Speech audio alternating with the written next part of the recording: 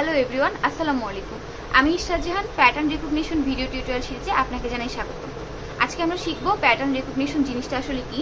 Pattern recognition হচ্ছে এটা একটা ডেটা বা সিগন্যাল থেকে প্যাটার্ন আকারে চিনে নেয় যে এটা আসলে কি ধরনের অবজেক্ট ডিটেক্ট করার জন্য নর্মালি আমরা প্যাটার্ন রিকগনিশন ইউজ করি। সাপোজ আমরা যেমন একটা মানুষ দেখে বুঝতে পারি, তার চেহারা দেখে বুঝতে পারি, বা তার হাতের ফিঙ্গারপ্রিন্ট দেখে বুঝতে পারি, তার হ্যান্ড রাইটিং দেখে বুঝতে পারি, বা তার ভয়েস দেখে বুঝতে পারি যে এই মানুষটা আসলে কে। তো কম্পিউটার কি করে, বিভিন্ন ডেটার সমন্বয়ে সেটা ডিটেক্ট করার ট্রাই করে যে এটা আসলে কে ছিল। তো প্যাটার্ন রিকগনিশন নর্মালি ব্যবহার করা হয় হচ্ছে কম্পিউটার বেশনে, যখন আমাদের কোনো ছবির ভিতর থেকে আমাদের অবজেক্ট ডিটেক্ট করার প্রয়োজন হয়। সাধারণত মেশিন লার্নিং কিংবা ডিপ লার্নিংয়ে ইমেজ প্রি প্রসেসিংয়ের জন্য প্যাটার্ন রিকগনিশন খুব ভালো কাজ করে। তো কেন pattern recognition important? Pattern recognition important কারণ এটা অটোমেশনস কম্পিউটারকে স্বয়ংক্রিয়ভাবে চিনতে সহযোগিতা করে। যেমন আমরা যদি একটা সেলফ ড্রাইভিং কারের কথা বলি, তখন যখন আমরা কোনো ডেটা ইনপুট দিব তখন একা একাই গাড়িটা চলতে পারবে। কীভাবে? কারণ ওকে আগে শেখানো হবে স্পিড কি, অ্যাকুরেসি কি, স্ট্যাবিলিটি কি, দেন অ্যাপ্লিকেশনস এভরিহোয়ার কিনা, মানে কোনটা কোন জায়গায় ব্যবহার করতে হবে। যদি একটা গাড়ির ক্ষেত্রে বলি, তখন ও বুঝতে পারে যে সামনে কি, এটা কি পথচারী নাকি এটা কি ট্রাফিক সিগন্যাল, আমাকে কখন থামতে হবে এটাও বুঝতে পারে। দেন অ্যাকুরেসির কথা যদি বলি, ওকে যদি ঠিকভাবে ট্রেনিং দেওয়ানো যায় তাহলে ও একটা নির্ভুল প্যাটার্ন ডিটেক্ট করতে পারে। আর ওর একটা সব থেকে বড় সুবিধা হচ্ছে অনেক বেশি ছবি থেকে ও ডেটা একসাথে প্রসেস করে বলতে পারে কোনটা প্রয়োজন। তাই প্যাটার্ন রিকগনিশন হচ্ছে আর্টিফিশিয়াল ইন্টেলিজেন্সের একটা গুরুত্বপূর্ণ অংশ। তো এই ছিল প্যাটার্ন রিকগনিশনের একটা বেসিক ধারণা।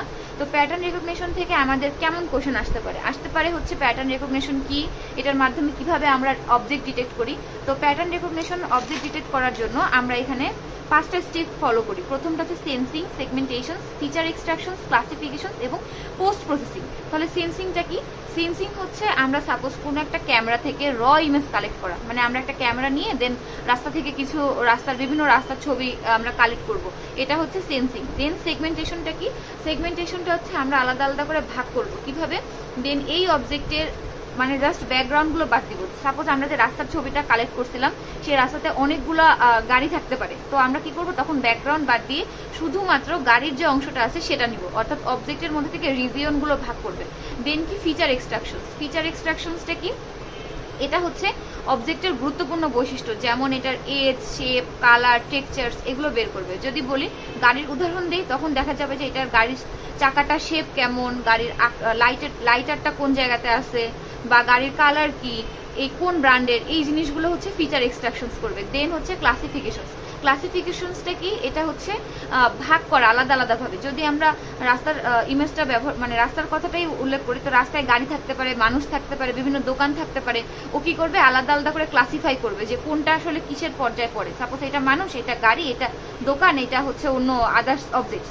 তো আমাদের এখানে যেহেতু গাড়ির আমরা ডিটেক্ট করবো, তো ওখান থেকে গাড়িটাকে শুধু বের করে নেবে যে হ্যাঁ এটা হচ্ছে গাড়ি।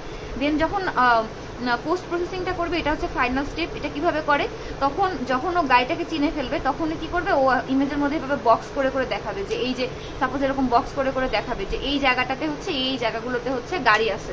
তো এইভাবে হচ্ছে পোস্ট প্রসেসিং কাজ করা হয়। তাহলে আমরা যদি সংক্ষেপে বলি, সেন্সিং এর কাজ কি? সেন্সিং এর কাজ হচ্ছে র ইমেজ কালেক্ট করা।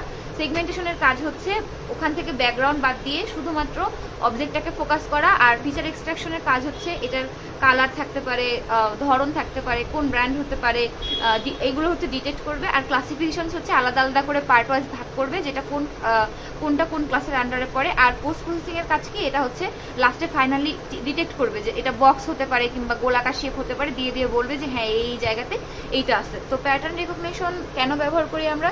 কারণ কম্পিউটার শুধুমাত্র র পিক্সেল দেখে কোনো কিছু বুঝতে পারে না। ও তো আর মানুষ না যে মানুষের মতো দেখেই বুঝে ফেলবে। তো ওকে অনেকগুলো ইনপুট দিতে হয়।